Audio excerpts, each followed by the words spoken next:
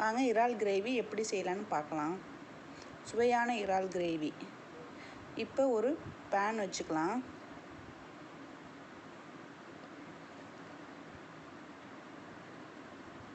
அஞ்சு ஸ்பூன் எண்ணெய் ஊற்றிக்கலாம்.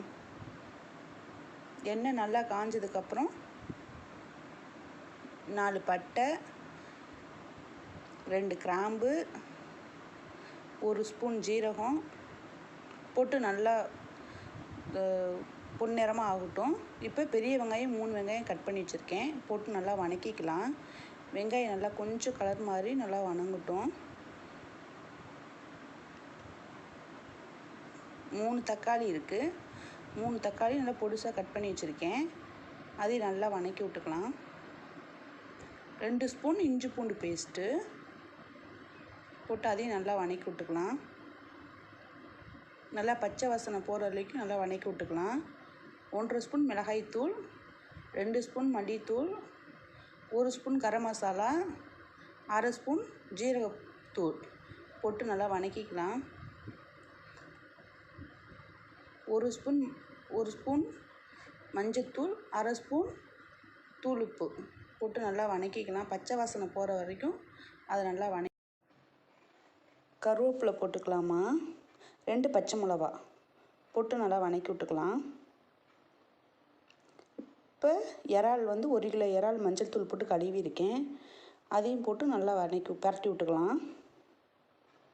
பரட்ட அப்படியே தண்ணி இதுலேயே வரும், தண்ணி ஊற்ற தேவையில்ல. இஞ்சி பூண்டு அரைச்ச தண்ணி இருந்துச்சு, அது ஒரு 4 ஸ்பூன் ஊற்றிருக்கேன், அதுலேயே கிரேவி வந்துருமா. அதையும் நல்லா ஊற்றி நல்லா பரட்டிக்கலாம். இப்போ 10 நிமிஷம் மூடி வச்சுருவோம்.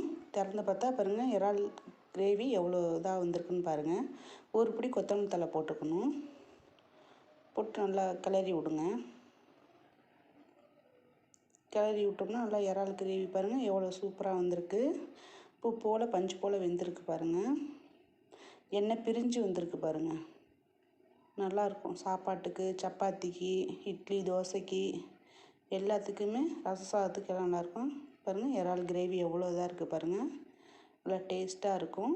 பூ போல் இருக்குது பாருங்கள். நல்லாயிருக்கும் இறால் கிரேவி. இந்த மாதிரி செஞ்சு சாப்பிட்டு பாருங்கள், சூப்பராக இருக்கும்.